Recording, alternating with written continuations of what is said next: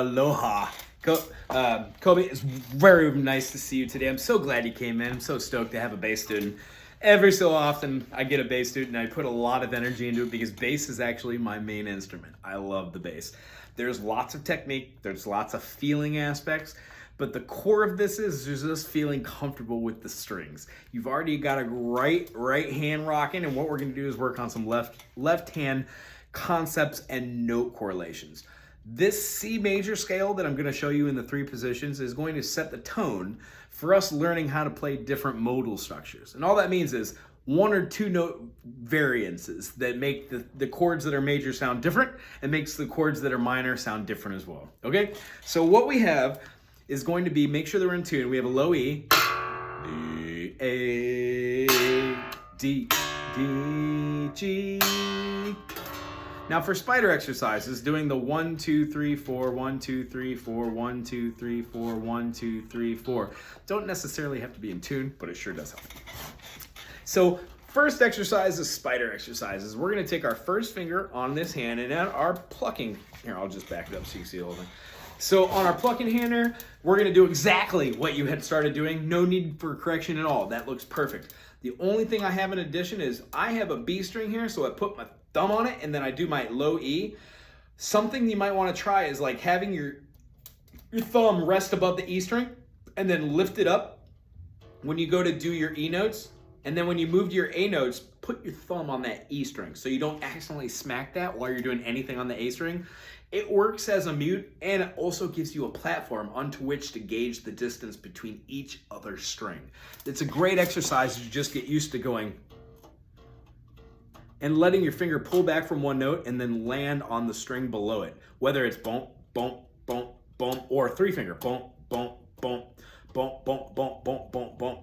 They lead into different rhythmic structures later and help divide rhythms into polyrhythms. So when you have a triplet underneath a triplet, triplet, triplet, it gives a really cool funky movement to it.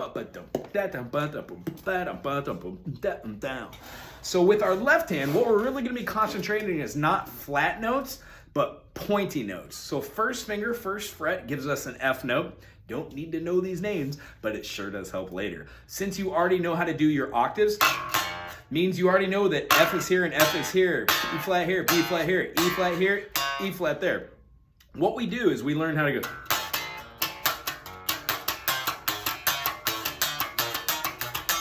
Just to hit those octaves. So a good practice we're gonna be doing later is gonna need to know where these notes are. So F to F sharp to G sharp. Notice there's 4 fingers, 4 frets. What happens when you keep your finger on that first fret and force that pinky to become an extension? You kind of start developing a muscle right here that otherwise you didn't have. And I hope that you get this, that this muscle right here goes directly up to this huge muscle right here and then this pinky, which allows you to do things like a play the bass like with the pinky, just as if you're using your strongest finger, the pointer finger. Giving attention to the pinky really helps you down in the end result. Doing spider exercises every day you get together, 1, 2, 3, 4, utilizing one finger down here. Dun, bum, bum, bum, dun, dun. When you get all the way to the top, go back down to the bottom.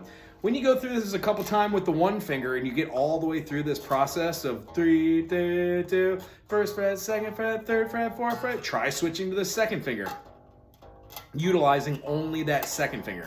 Do that practice I was telling you where you pluck through the note and then you land on the string below you. It doesn't quite work on the E string for you because you don't have a low B, but you should feel that when you go to the A string and fall directly on the E. When you're doing this, then try the 2 fingers approach where you're alternating the notes that you're playing with the alternating fingers down here. One of the things that I can suggest that I suggested in the very beginning of this episode is if you're gonna play the first fret down here on the F, why not try and think about plucking right here where that F note is. Now you can play down here, that's totally fine, that's acceptable. But wow, when you start getting these F note overtones, or if you play on the 3rd fret here, right here for this F, F sharp, G, right above a G is a C. So if you play this F here and a C right here, you get 2 C's.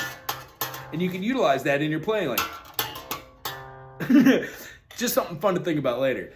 But when we start with this 1, 2, 3, 4, 1, 2, 3, 4, you'll notice that by the time you get your pinky out here, you're gonna wanna lift up your first finger just a little bit, but keep it around there. All this does, it keeps your fingers centered to be around the frets that it wants to be around, okay? So that's your spider exercises. Keep working on those, and eventually we're gonna switch them up so you get a little bit more improvisation techniques along with that. The second exercise is going to be called a teeter-totter. We're going to take our first finger, put it on the first fret on the G string, the highest string, and then we're going to take our second finger, put it on the D string, which is going to be on the second fret. That is incorrect, I'm sorry. The A string, which is on the second fret, and then we're going to throw our third finger down on the D string, which is on the second fret as well, giving us a first fret, first finger, second fret, second finger, and then second fret, third finger for that E major. Now, because the low E right here, on your bass, the lowest string is all part of that, all 4 strings. Boom, boom, boom, boom. That's your E major. What I'd like you to do is take your first finger off, put second where the first was, third where the second was, and then bring the pinky onto the fretboard. Same chord, different fingerings, okay?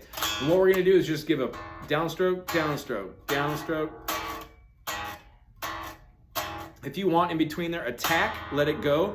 When it rings out, that's called legato, L-E-G-A-T-O. It means that it just goes until the note fizzles out and decays. And then what happens if you do that same thing, but you lift your fingers ever so slightly off the fretboard, but keep them on the strings? It stops the vibration, but mutes it, which is called a staccato note. So what we're doing is practicing chord structures and playing them legato, and then playing them staccato.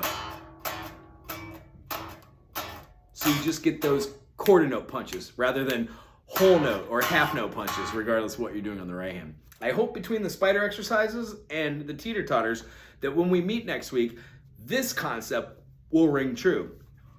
All those do, the first 2 exercises, spiders and the teeter-totters, they help us to be familiar with the fretboard a little bit more, give us vocabulary together, so when we start talking about a C major, third finger on the C, playing the open D, second finger goes to the E at the second fret, our half step goes to the F, our open string is the G, our A is at the second fret, our B is at the 4th fret, and then our resolution C is at the 5th, giving us,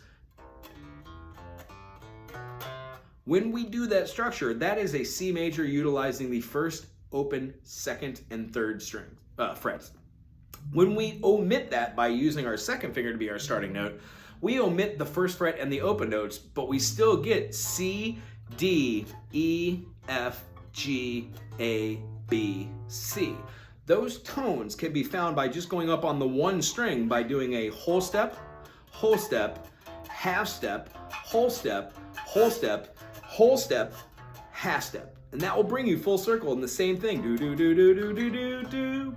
And then the next one starts with our first finger on the 3rd fret. And unlike the other 2, it omits the 2nd fret, 1st fret, and open string altogether. And primarily plays with our 1, 3, and 5 fingers on the 3, 5, and 7 frets. So first finger on the C note, second finger or third finger, doesn't matter, because what you're gonna do is a big stretch. 3, 5, 7, 3, 5, 7, 4, 5, 3, 5, 7, 3, 5, 7, 4, 5. And this thusly gives you your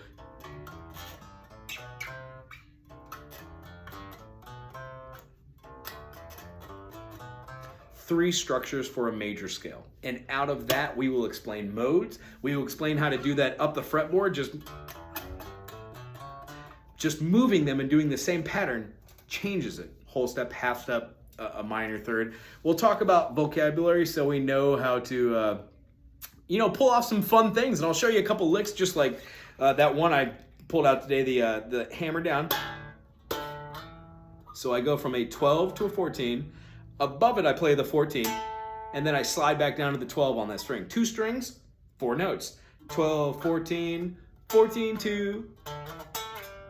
Ooh, love it. And I use that with a low A down here, so I'll go. Other ones like that. I cannot wait to hang out and jam with you. I hope you enjoyed today. I really did too. I will see you next week. Aloha.